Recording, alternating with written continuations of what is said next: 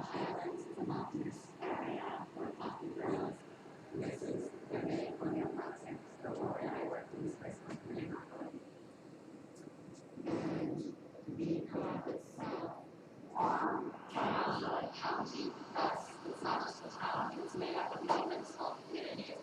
The coffee farmers that I studied come from around 22 small communities that belong to this county, this municipality, they call it. There's map indicates where they're at. And so all those different places might be really two places that belong to. So going back to this place, this is where my coffee project from in the 1970s, turning out that coffee was grown in small quantities by a few farmers who brought home seeds from the coffee plantations up in the lowlands where they worked. But it became a major local enterprise late in the decade after a coffee planting program was introduced to the area by Inmate Coffee, the National Coffee Institute. They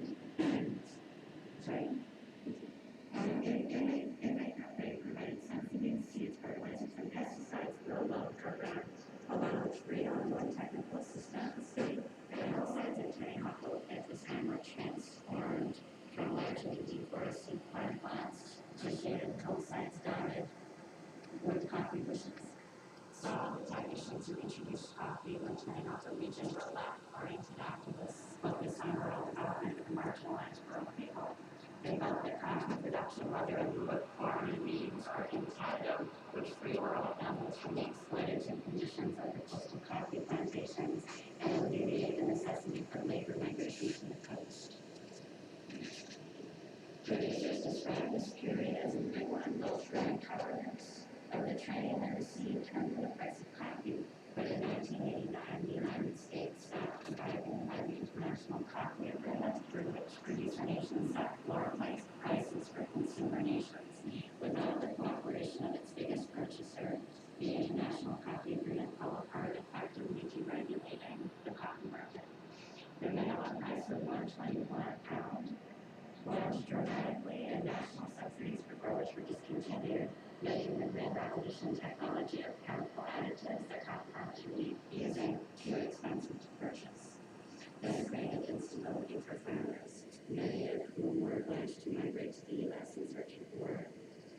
Others were suppliers of the high-quality coffee that is produced by family farmers on small plots in places like Mexico. So beginning in I want to show you, there's a few chances with the landscape here in the mountains. It's a very beautiful place, and this is what the landscape looks like when people are growing coffee, because there's forested coffee goes into shade, so you have to grow, for changing the energies, things like that, to shape the coffee, in lieu of just sort of corn pots. This is an organic production system that I studied. So there's a working compost that we made up to this coffee farm, which is 3 kilometers from our start.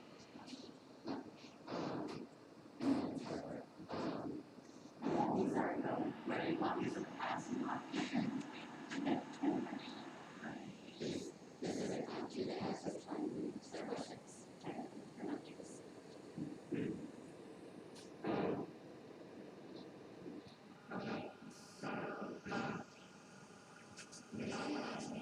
Small farmers in Mexico began to produce organic coffee that was imported directly to small coffee roasting companies in Europe.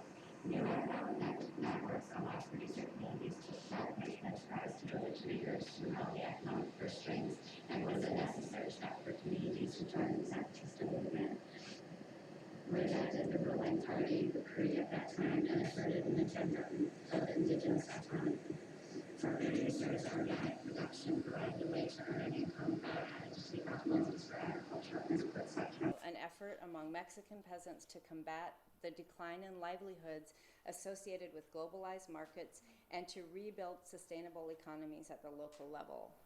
By rejecting the Green Revolution chemical cocktails of conventional coffee, organic regimes promised ecological sustainability and freedom from debt.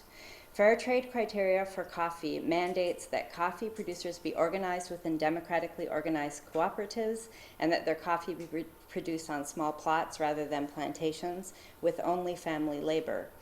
As such, it reflects the organization of the Mexican producers with which it originated. Fair trade, now a global certification system covering a number of tropical commodities in many countries, originated in Mexico and emerged out of these Mexican direct markets in organic coffee that were responding to globalization.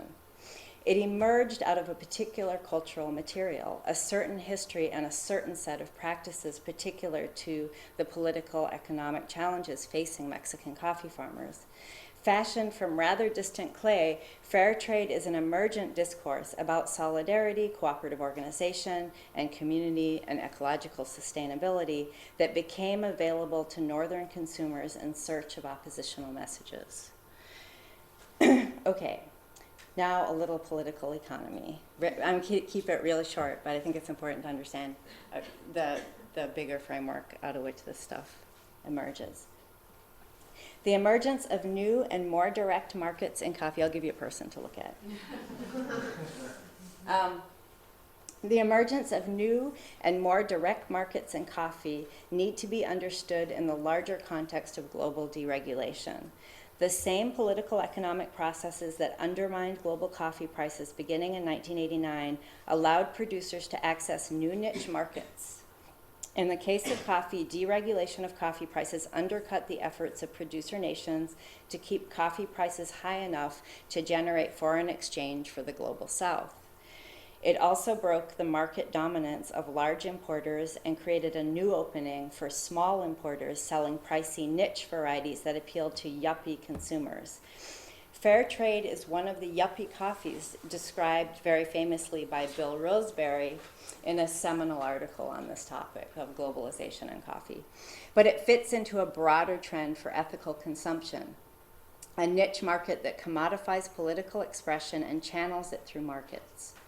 However, that consumer expression does not determine the markets.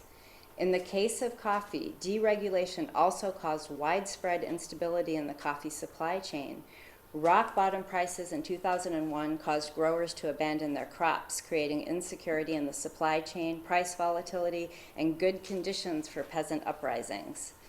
This led to congressional hearings and a USAID World Bank initiative to bring large corporate coffee buyers such as Starbucks into the fair trade system with its stable pricing system. In 2008, Starbucks became officially the world's largest buyer of fair trade coffee, so after a considerable amount of policy pressure to get involved in this system. The fair trade market experienced its largest expansion not as an effect of embedded economic values or the pressure of consumers or the pressure of small producers, but as a result of concerted policy efforts to institutionalize a privatized form of regulation. In this way, an emergent and potentially oppositional practice was absorbed within the dominant mechanisms of the market, reconfiguring fair trade as a brand to consume, a benign alternative choice. So, in this next section, I'm going to talk about then fair trade as a dominant domain. So how do people who are involved in the fair trade market talk about it? In this context of fair trade being absorbed by the market, essentially becoming sort of a benign alternative, a number of large and some, I would say, egregious corporations, including Nestle, Walmart, and Exxon, have adopted fair trade products as alternative consumer choices. The potential for corporations to use organic and fair trade branding as socially responsible cover, this is called greenwash or fair wash, is a real and debated conflict among industry professionals committed to the fair trade business model.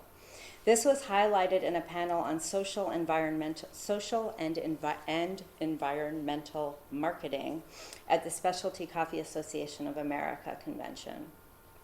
The panelists sought to educate the audience, most of them other roasters and coffee shop owners, about the potential for exploitation in fair trade and green marketing.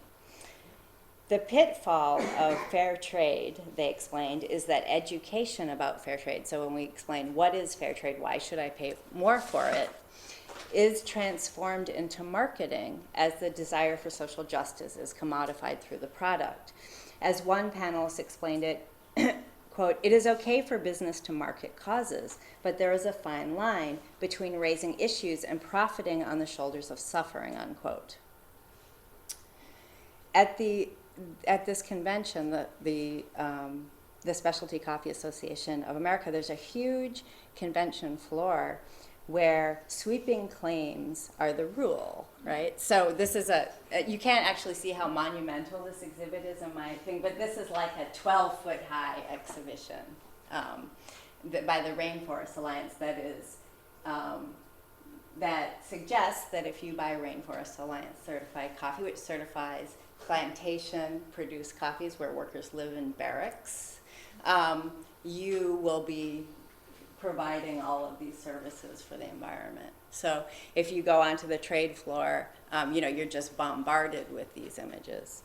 So sweeping claims are the rule. In this RA exhibit, if you can't read it that well, some of the claims include conserving forests and wildlife, improving the quality of life of farmers and their families and communities, which is actually very hard to understand given what their certification does. Cleaner waterways and healthier soils and forests, education and healthcare for farming communities.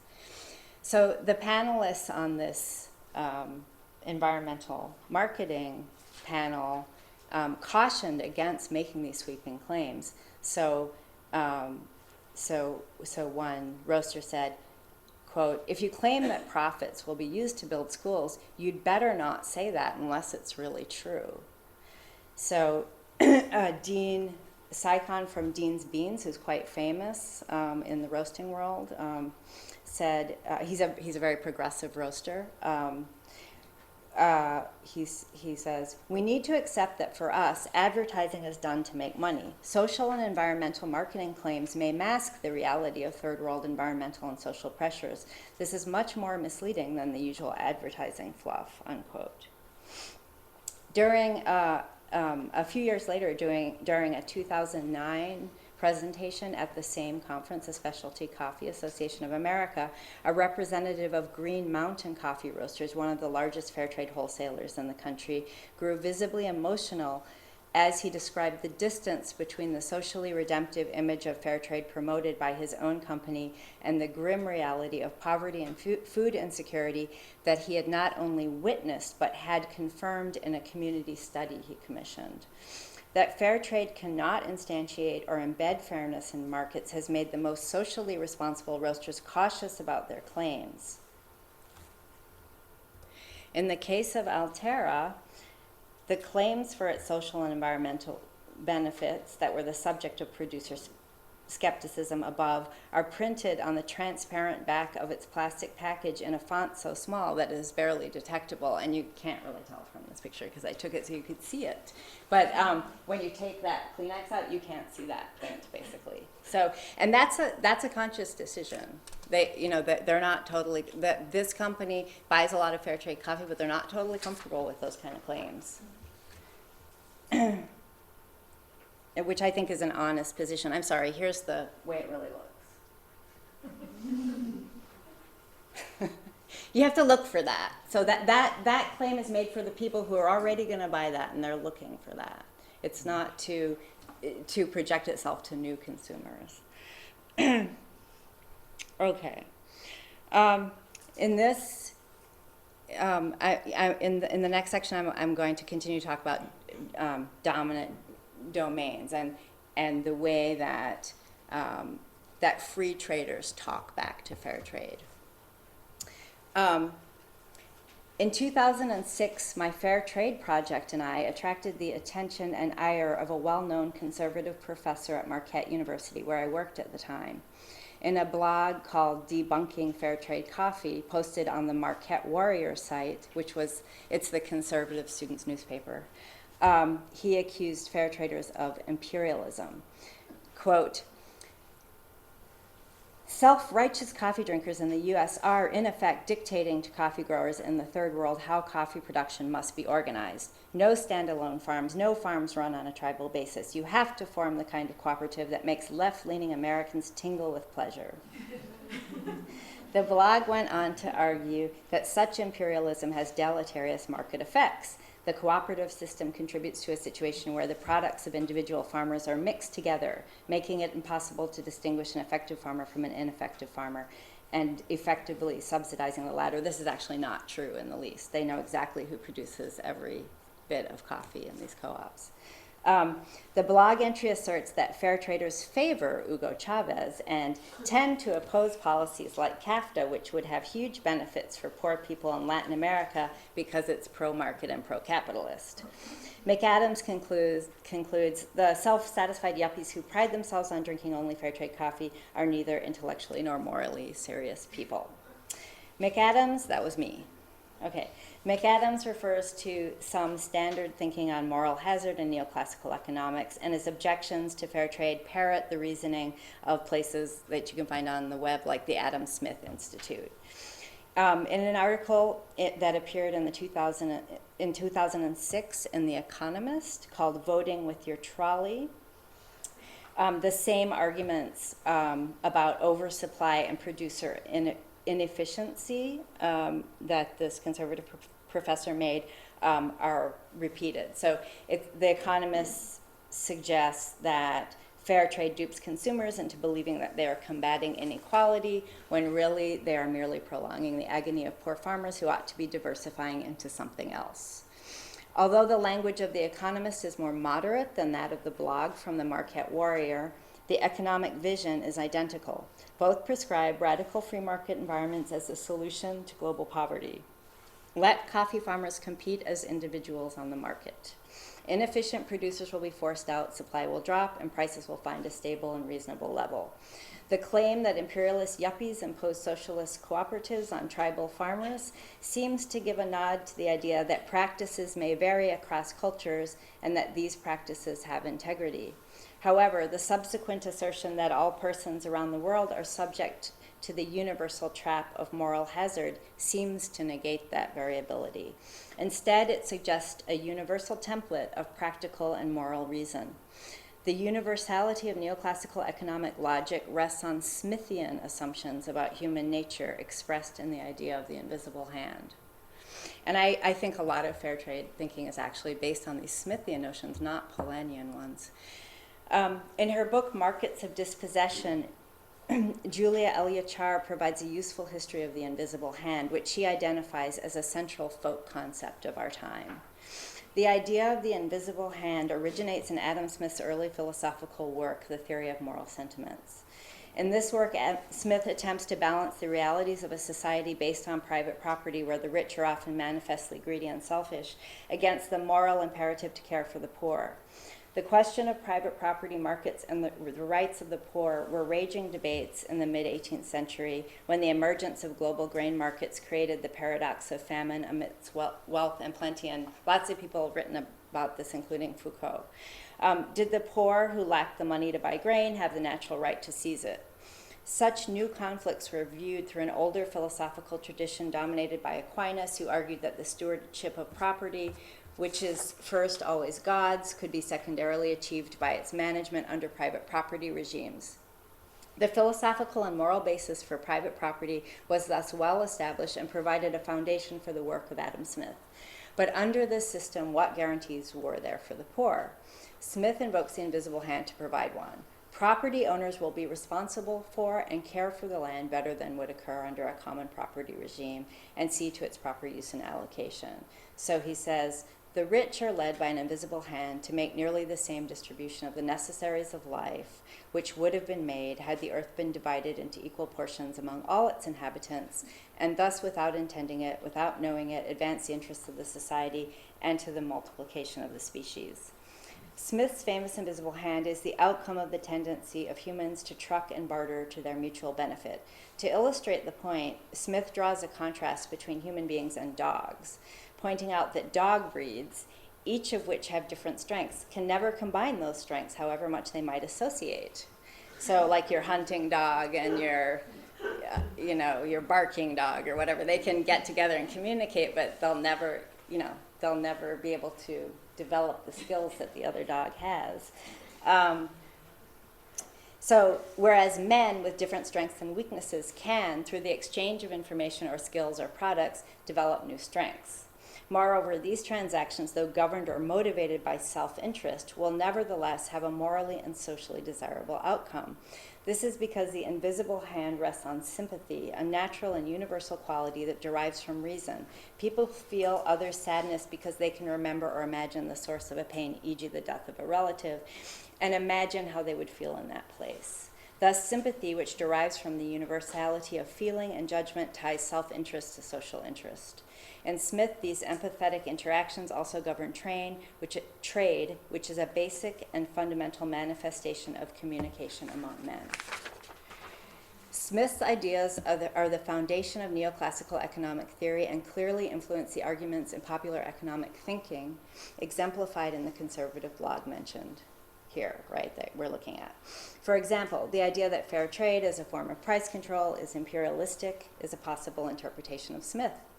That something might come between men and their direct communication through markets was a central problem for Smith, who rued the warping effects of colonialist mercantilism, the system of tariffs and trade favoring the interests of the mother country. Under free trade, Smith thought, the diverse men of the world would develop their capacities in trade relation with one another, honing and developing their skills, and as a result, increasing the wealth of their respective nations. In Smith, exploitation is located in the mercantilist economic logic of imperialism. If Marx argued that colonialist exploitation, primitive accumulation in Marx, is capitalism's original sin, its profits constitutive of capitalist relations of production and forever embedded in capitalist markets, Smith regards the market itself, and by extension the society it seems to constitute, as the object that is freed from exploitation as colonialism is vanquished. But in Smith, the market is not instantiated through capitalist class relations. Class itself, conceived as occupation or skill, bears no relationship to the capitalist means of production. So, hence, an observation by Origi, who's been writing on Adam Smith lately, that the wealth of nations is really a theory of expanding markets rather than a theory of capitalism. In a similar way, Sanjay Krishnan, in a recent book also on Smith, argues that Smith's work is best understood not as a useful bedrock for the science of the economy, but rather as a key to our current perspective on the global. In this perspective, trade stands for freedom from imperialism and stands in for capitalism, hiding the imperialist possibilities of capitalist markets and dramatically simplifying how they operate. Despite the assertion by the conservative professor, most fair trade roasters are not Marxists bent on destroying markets. As a roaster from Berkeley put it, the proper thing for coffee roasters to do is to make no apologies for being in business. Go out and make a profit. Give back what you can.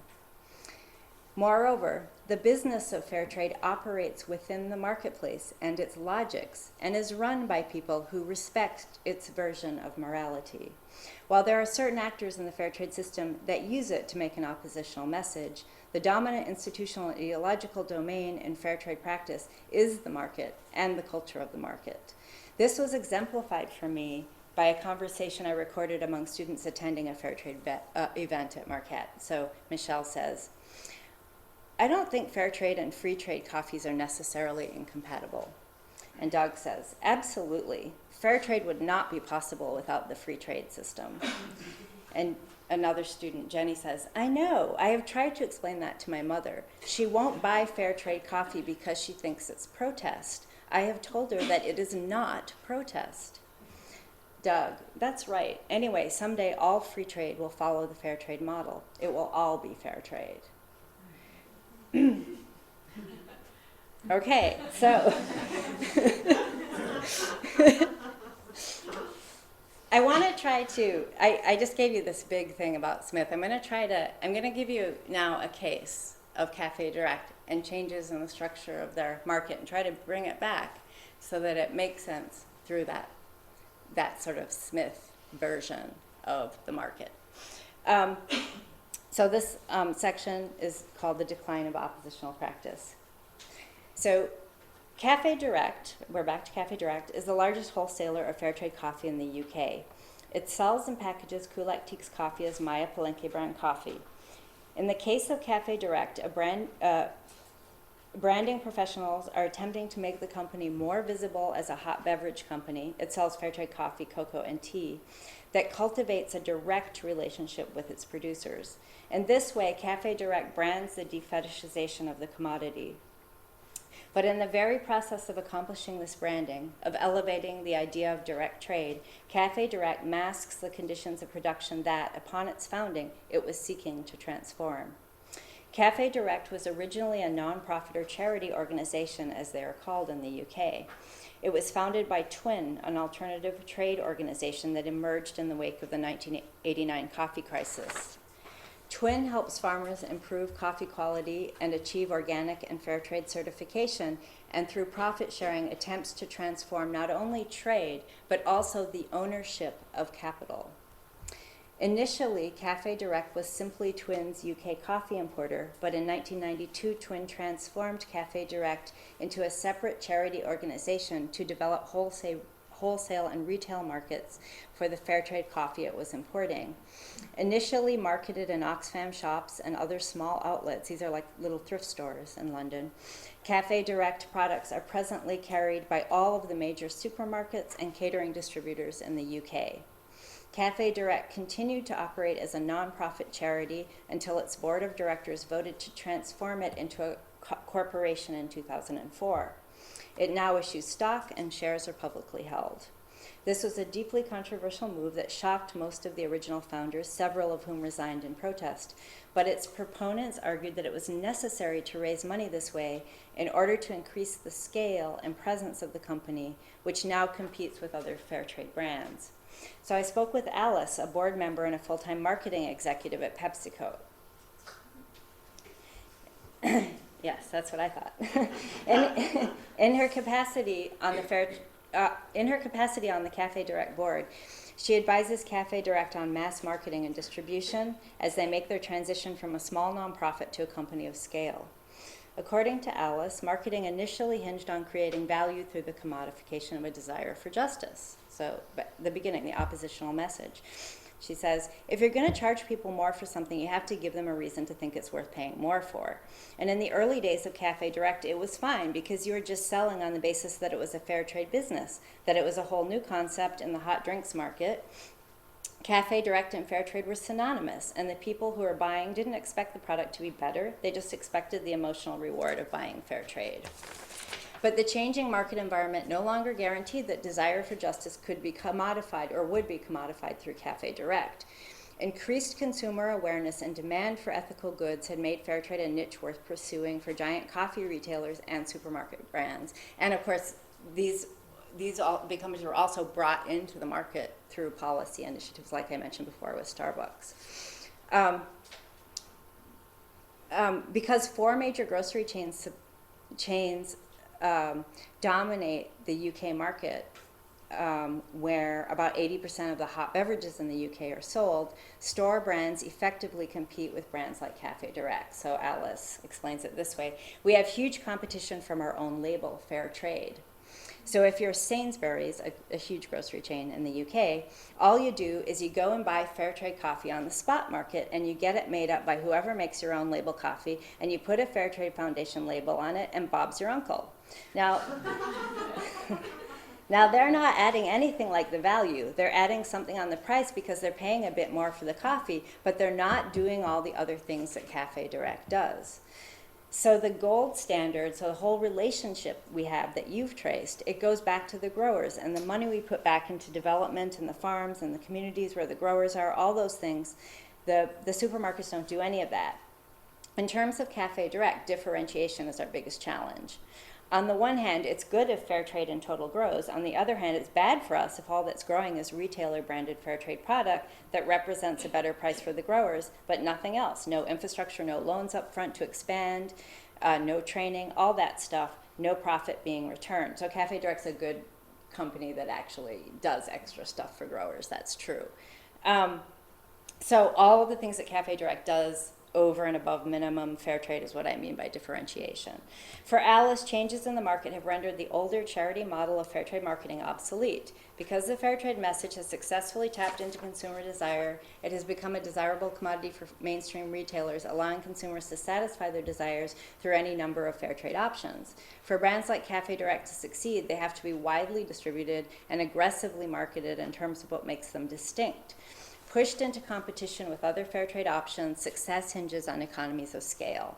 So Alice says, a lot more people now will buy a fair trade grocery or what they consider to be a more ethical product in the supermarket. So there's no compromise for them. They're paying slightly more, but it's not like we're getting out of our cars or anything drastic like that. On the one hand, fair trade as a total movement, and in terms of social concern, awareness, volume, that's all growing. On the other hand, that just attracts all the retailers to do their own fair trade options. So Cafe Direct, having been the pioneer and the seriously branded one, starts to get squeezed. The retailers make more money out of putting their own label on than they make out of us. That's part of the reason why we must protect that volume, because it's the most important place to be. We also have been looking for other growth opportunities outside of groceries and food service, and also internationally. Although Alice was very critical of fair trade mainstreaming through supermarket brands, she was not opposed to the idea of mainstreaming. So for her, it was a question of what values were being marketed or commodified. Truly ethical business had to transcend message and to be grounded in some sort of transformation of business practice. Mass marketing had to be done through a targeted message that differentiated the Cafe Direct brand from its competitors, and that difference was to be found in its core mission and social movement origin. She viewed movements and markets as an interactive and leveraged processes where NGOs pioneer something when there's a need, and then as it comes to scale, either governments fund it or it becomes a commercial opportunity. In her capacity as a branding expert, Alice defends a kind of ethical consumption that can be guaranteed through branded consumption. However, other participants in the fair trade movement, including some who occupy positions in fair trade wholesalers and retailers and within alternative trading organizations like Twin, that founded Cafe Direct in the first place, express uneasiness with this vision. Although Twin founded Cafe Direct as a nonprofit, they have no control over its board of directors or its operations. A Twin employee explained that in his view, fair trade should really challenge the inequality between producers and consumers through transformations in ownership within the commodity chain. So that's where capital accrues, right? When Cafe Direct went public, it donated 5% of the company shares to its producer suppliers. 5%, so 95% is owned by anybody in the public. Twin would have preferred producer ownership in the company to approach 50%, but could not raise the capital to buy the shares on behalf of its producer members. If you look at international markets, so this is a guy at Twin speaking. If you look at international markets, they're not fair. Power is actually concentrated in the hands of roasters and in retailers, so you don't have a level playing field. So from an economist's point of view, you can say, well, you don't have perfect competition because you've got power concentrated at this end. So from our point of view, we say, well, how can we level the playing field? How can we balance that power more? And one thing is to sort of try to invest more at this end to try and give producers more capacity to negotiate and to compete. But you also have to look at the structure, and that's where, in a very small way, something that we've tried to do is to give producers a stake in the brand. But we're working against huge market forces. The irony here is that the branding of Cafe Direct's distinction as a more fair variant of fair comes as it has weakened its ties to the organizations that are themselves producer-owned. By focusing on the direct trade aspect of its mission, Cafe Direct tells consumers that simple face-to-face trade networks, de-fetishize commodities, are what it offers and what will solve problems in the market. And what gets elided is the fact that trade inequality is not just a function of how trade itself operates and cannot be rectified simply by cutting out middlemen or increasing transparency or even increasing volume. It is a function of unequal access to capital, and reflects not just the low commodity prices of today, but the accumulated low prices paid to commodity producers in the global south over centuries. Twin learned a lesson from Cafe Direct.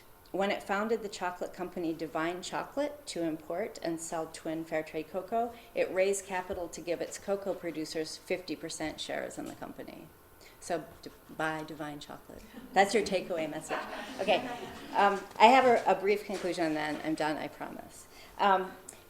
Fair trade is a new and compelling market practice that lends itself to a variety of interpretations. So a very influential book by Dan Jaffe that came out recently called Brewing Justice, a lot of us have probably used it for our classes, argues that fair trade instantiates a Polanyian critique of capitalist relations of production, but that its message and practices are endangered by its success on the mainstream marketplace. In Jaffe's approach, the moral critique of free trade is conceived of as oppositional and outside of the forces of corporate capitalism now threatening to co-opt and commodify precisely those moral values that threaten corporate legitimacy. Julie Guthman's 2008 analysis suggests that fair trade and organic goods are themselves productions of neoliberal markets, where certification and auditing practices constitute new technologies of power for shaping producers into market subjects dedicated to capital accumulation and quality assurance. In Guthman's work, fair trade needn't be co-opted. It is another instantiation of the market created by market subjects, resulting in market securitization. Guthman captures a central aspect of fair trade. It is indeed a privatized form of regulation that has emerged in the context of neoliberalism. It reinforces the market rather than the state as a legitimate source of regulatory authority. It allows businesses to shed costly post-production quality control measures, which are now incorporated into the organic and fair trade production processes. However, the totalizing narrative of market subjectivity cannot speak about the oppositional elements of fair trade, the resistance still emerging in the system, and the ways that it can support producer organizations that in many cases preceded fair trade relationships. Jaffe's book illustrates how the corporate practices of the marketplace are mainstreaming weaken the alternative practice, or the oppositional practice of fair trade, which was intended to re-embed economic values, social relationships into economic markets. It privileges the autonomy and integrity of fair trade, locating its origins in social movement activism and critical or counter-hegemonic practice. However, in using Polanyi as an analytical frame to posit fair trade as a moral economy, it fails to locate the consumer side of the movement within the dominant historical and cultural frames in which it is practiced and understood. In the Cafe Direct website text that is still here and that began my paper, consumer-producer distance is bridged through shared distinction. A common concern over quality is matched by similarity in status, where the consumer, perhaps a relatively affluent professional, is paired with the expert producer. We learn on the website that coffee producers are shareholders and partners in Cafe Direct, a publicly traded company. The website links to a short film featuring a co-op leader from Chiapas, who I know, who explains that cooperative organizations are economies of scale that enable coffee farmers to compete in a complex global market.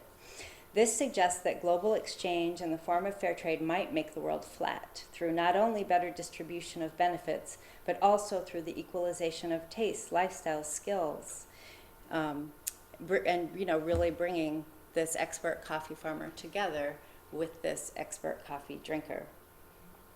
As fair trade, which we all are, I'm sure, as fair trade has developed, the critical and ideological anti-globalization implications of fair trade have been reworked in relation to the normative logics of the marketplace. By focusing on the benefits of direct exchange and expanding markets, it recapitulates a cultural model in which the economy is understood to be based on trade rather than capital. The continual evocation of its moral benefits, its basis in direct relationships, and mutual benefit through the market are all utopianly Smithian. In a time of perpetual moral crisis, this is my punchline, in a time of perpetual moral crisis concerning the environment and global inequality, fair trade offers a psychic remedy or a social fix. David Harvey used his concept of spatial fix to explain how periodic crises of accumulation are resolved, Capital finds new locations and scales within which to create value, a process that has required the perpetual expansion of markets at various scales, including at the neighborhood level, as with aggressive mortgage lending, and in terms of global markets. The spatial fix restores aggregate economic growth and confidence in the system after periods of stagnation, but masks the potential negative effects of such growth, such as environmental devastation or social upheaval or inequality. Fair trade and other forms of ethical consumption operate as a social fix. They make desires material in commodity form, combining the moral Smithian precepts of trade with the act of consumption. At a time of crisis over the environmental and economic sustainability of capitalism, they reinscribe the moral agency of markets. By effecting this magic across space with distant producers, the limitations of the remedy are masked. That's it.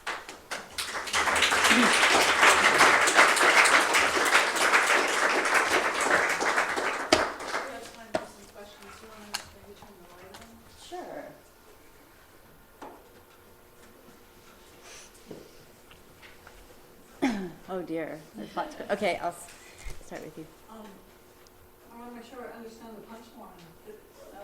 So is it your view that fair trade really isn't doing any good now? I mean, it's doing less and less. In fact, it's doing so little good that, okay, I drink it, by the way. I mean, I buy fair trade coffee because I think it's right now, there are a lot of producers who are organized into co-ops that have benefits in and of themselves, and fair trade just partly supports those. The price for fair trade wasn't raised for 16 years. It was set at $121 in 1989. It was only raised this last year. The reason it was raised because it had been sitting below the market price for regular coffee for several years. So the fair trade certifier said, when they talk about the fair trade price, why can't, it's not, when you say the growers are complaining, they're not getting enough money for this product, they would say, well, the market won't bear that price. So the logic, again, with how prices were set was always tied into the commodity market, which I didn't want to go into here. And so, so in a way it's designed so that economically it's minimal, right? And it's less and less effective. There's less and less. There are places like, for example, Just Coffee and actually Cafe Direct too. They give extra money. So does Altera. All of the companies that I've worked with actually give extra money when they have profits, and they have various sort of programs where where extra money goes to the farms. There are people in the system that can use the system to do a better job than the fair trade market dictates. But the bigger the fair trade market gets, the harder it is for those companies to do that because they're submerged in this sort of larger market. And so actually what's happening is some of those are beginning to separate out and to establish a new kind of system, and they just haven't figured out what they're going to call it or how they're going to be differentiated. But it gets absorbed, yeah. Yeah, really like the talk. My name's Leon. Oh, hi. I guess the main question that I had was, you suggest that in using the Raymond Williams categories, that the way in which this whole project veered away from an initial oppositional thrust towards the dominant culture, political culture. Mm-hmm. But I had trouble finding the oppositional from the beginning as a way of producing coffee. What was oppositional? I understand that there was a break in the pattern in 1989, a kind of move towards deregulation, and that presumably small producers tried to cope with that by creating new marketing outlets that as I gather, were Yeah. generally organic and tried to reach a target audience who would pay more for a higher price. Yes. Mm-hmm. But is that what you mean by what's oppositional? There, about it's a that? good, I see yeah. that as a survival strategy. But No, you're right. I mean, there's two ways. And I think there is a way. So fair trade did, especially among the Zapatistas, it became as early on. So if you go back to the late 80s, early 90s, and even before that movement emerged, there are all these autonomy beginnings of these autonomy movements were already beginning. Those coffee projects were part of it because they provided these alternative economic avenues that took you out of the direct control of the political leaders of the community that were totally embedded in the pre-ruling party. And so I think in that sense, that even though it was tying them into these markets in the global north, which is, I think, always been problematic about fair trade, they were being used as sort of a local strategy that was part of a larger program of an attempt to democratize. Well, in that relation, I guess what I thought, I would hope that maybe you were developing in the project as a whole is, I thought one of the most powerful moment in your presentation, or was frankly the picture of the women looking yeah. at their own product. Yeah. But frankly, it seemed to me like your presentation overall we learned very little about these producers Mm-hmm. and how they were organized Mm-hmm. on the ground. And what did it mean? What does it mean, in fact, to be a member of a so-called cooperative? Right. No, I did. Right. Practices of No, production. Yeah. Well, I didn't talk about. That's not what this talk is about. It's about, because I'm trying to develop.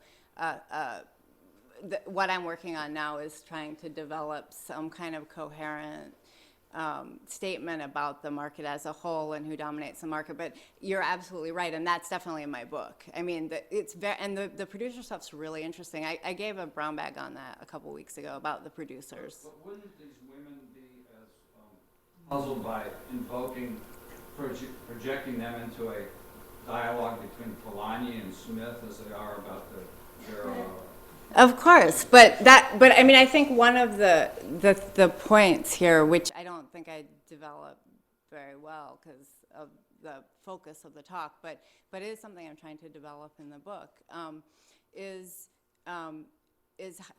where this practice, not the discourse, but the practice emerges, right? So the practice emerges in this very specific Mexican context. And that's where it's powerful and meaningful, but it's not connected to this commodified discourse.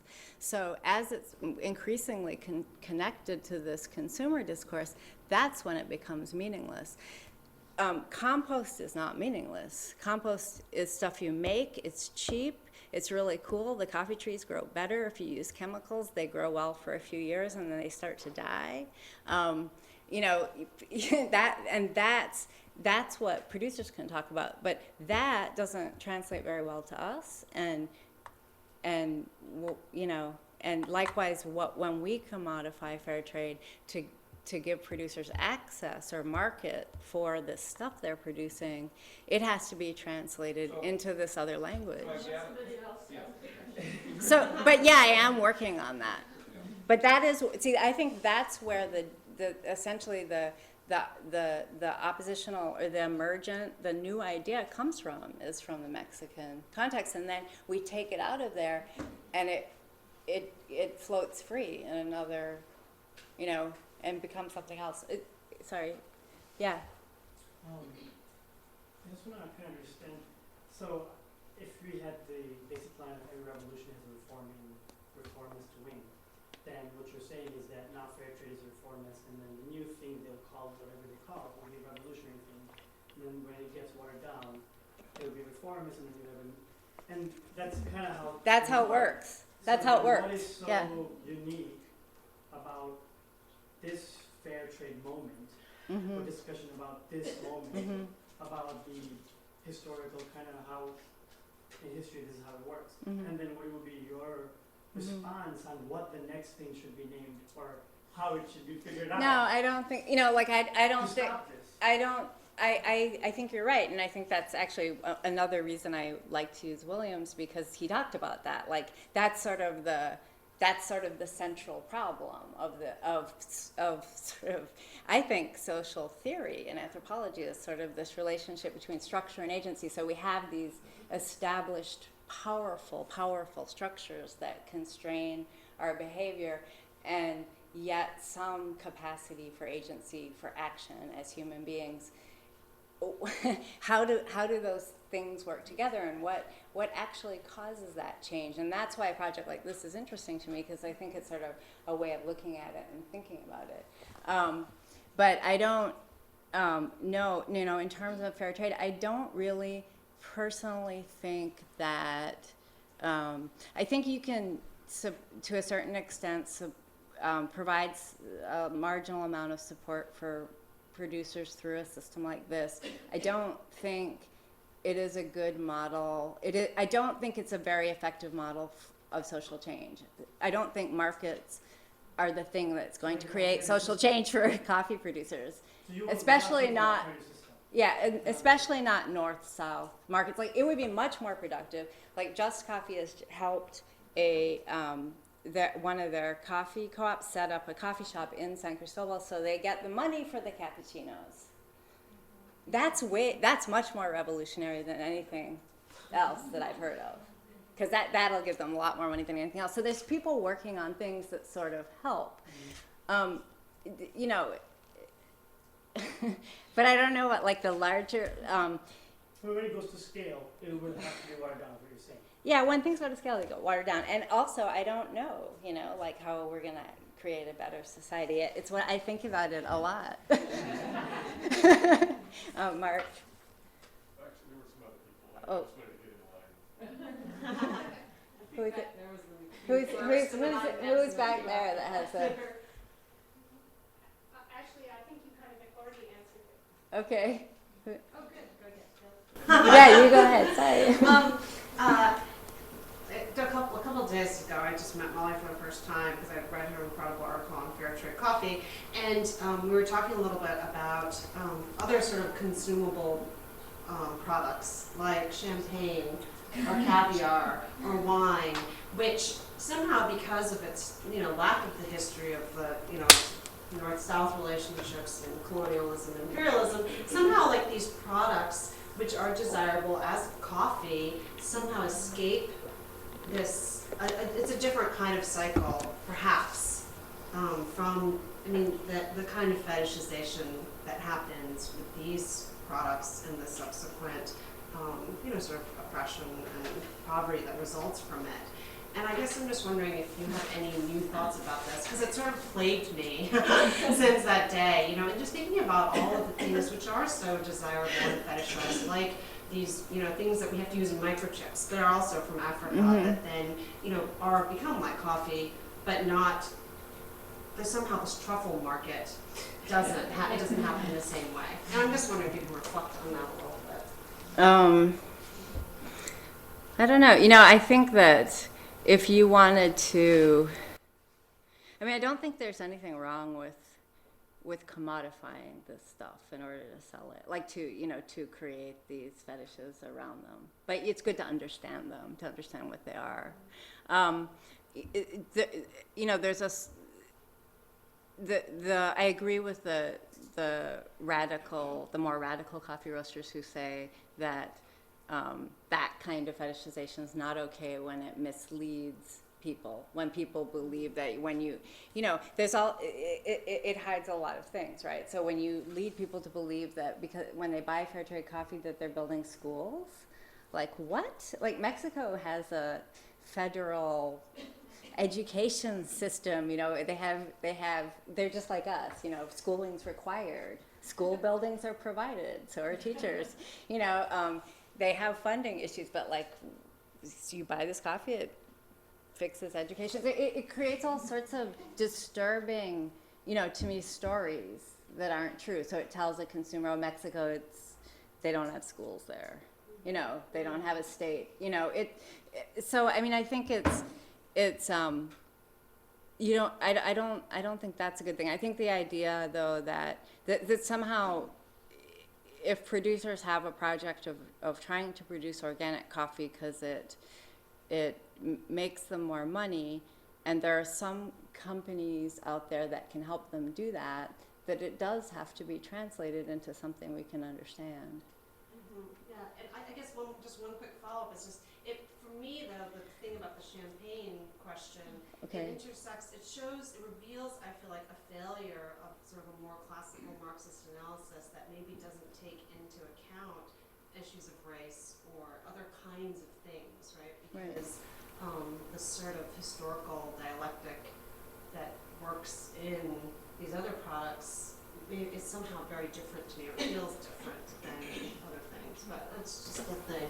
Yeah, like, I mean, is that sort of goes back to why aren't we trying to get why aren't we promoting a product that has a higher price, essentially, like a wine? Yeah, no, I agree with that. I think it has to do with this colonial identity, this kind of. More, why aren't we worried about the champagne farmers or the wine growers, but we're worried about the coffee farmers? Is that sort of what you're saying? I wasn't thinking of it so much like that, but one could ask it like I always. Right, that goes to the marketing thing. Yeah. Right, we feel that's your social fix question. Yeah. So, excuse me, Yeah. just to follow up on that, one thing I was going to ask is how come one is doing the supermarket direction when a luxury good isn't sold that way? In other words, I guess I don't understand why this fair trade coffee isn't sold on the luxury market. Well, that's what we were kind of talking about, like wine. Like, why isn't it? Yeah. And so, not that many people buy it, but it's people who want something that's expensive. One other thing, so also that isn't at all addressed in sort of this talk, but no one really talks about it, is that since the transformation of the coffee market into these specialty things, the value added to a coffee that you buy is like 100 times more, than like a cup of coffee in 1965 cost what? I don't know, but pennies, I'm sure. And a cup of coffee now costs, depending on what kind of coffee you buy, $3 or $4. So a lot of that value is actually going to the coffee shops, and they're not, and they're not interrogating that. Why aren't we sending more back? That's not on the table. Maybe two more questions. Wanted to connect back to Leanne's point. There is one point about production and local markets that I guess would help me understand what is oppositional, because one thing I immediately think when I think about fair trade is cutting sort of middlemen, like the idea that there were people who were locally basically profiting out of the production of these farmers and paying them very little, and then that somehow this gets sort of addressed, and the fair trade meant that you sort of cut the middleman. Now, this Total myth. Total myth. I did a talk on that. It was an old total myth. I mean, and basically, these producers, in order to make any money, have to create these gigantic economies of scale through these massive cooperative structures. And so there's all sort of levels that coffee sort of bean goes through, right, in terms of how it has to be processed and transported, and the legal contracts and things. And those can never be taken away, and they always have to be paid for by somebody. Now they're being really paid for by the producers, frankly. The big companies used to pay for that stuff. Now producers pay for it out of that higher fair trade price. So part of it goes to that. So the only producers who really make any money are the ones that are really, really organized, that are part of much bigger systems. Right, but isn't it a cost expense? I mean, it's an expense, but not something that somebody's sort of profiting on top of, ideally. I don't think so one of the things I found was that the whole, that the farmers just thought they made about the same amount of money. It sounded, I was trying to calculate it, it's hard, but they seem to make about the same amount of money now with fair trade as they used to with the national coffee system. And the time when they complained about middlemen was the time in between, when there was no structure, essentially, that linked them to markets. And so then they had no idea what the price was. So someone could come by and say, it's 20 cents a pound, and I'm going to give you 10 cents a pound. And they had no, sort of credible representative from some kind of impartial institution to let them know what the commodity markets were doing. So that's where coffee producers complain about these middlemen, so the people who come and they just collect your coffee. But when the way it's used in fair trade discourse is just sort of is very general and is not very accurate. So you can't cut out the middlemen. I mean, that's the problem with coffee. It's like a ridiculous thing to be transporting this stuff that's so labor intensive across all of these sort of dirt roads, to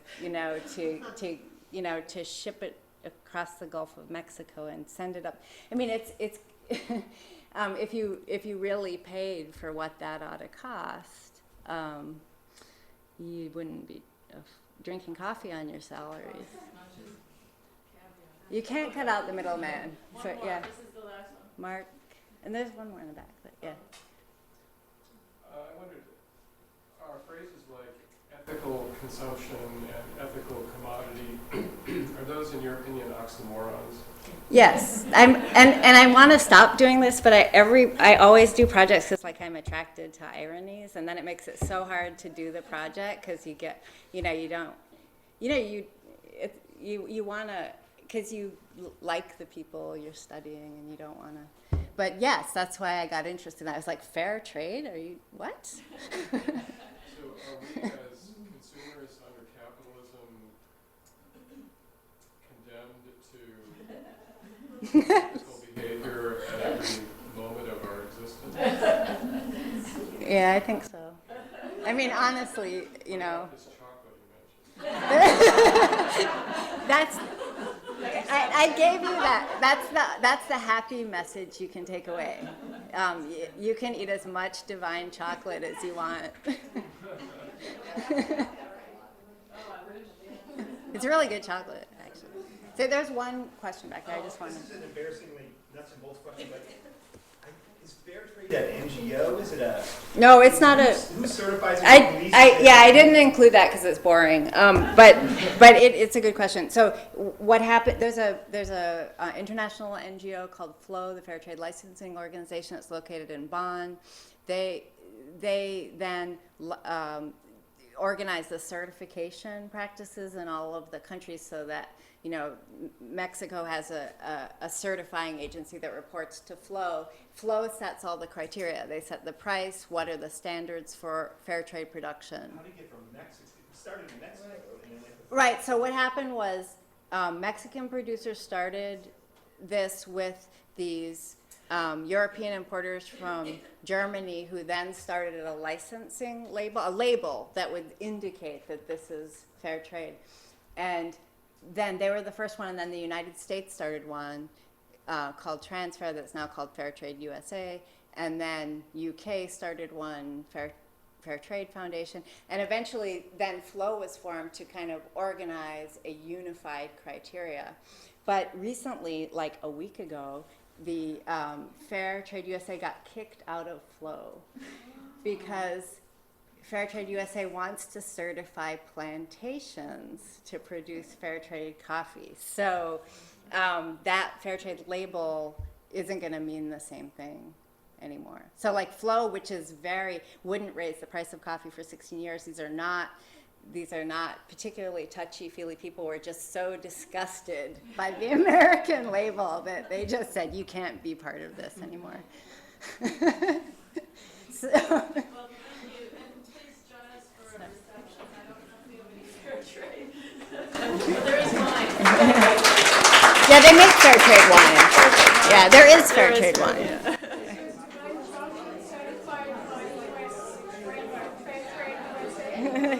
Is what? I don't know what they're gonna do, because you could be certified by a lousy, like by someone who is less, you know what I mean, who's not as good as you are, but it doesn't, because it won't necessarily hurt you. If they might, we may have people getting different kinds of licenses. Yeah. Thank you so much. That was great. Yeah. Thanks for the intro. Really good. So is there much interaction between the proper fair trade and like the anti-sweatshops? Yeah, through the student movement, which I didn't talk about here either. That's why I have to write a book. 'Cause I know. It's like so hard to. Yeah, well, there's a lot. Yeah, there's a lot there. Great. So, Good. was that too long? I think it was fine. Okay. I mean, obviously people have lots Yeah. of questions and Okay. energy. All right. Yeah, do you want a glass of wine? Yeah. It gets hard to tell.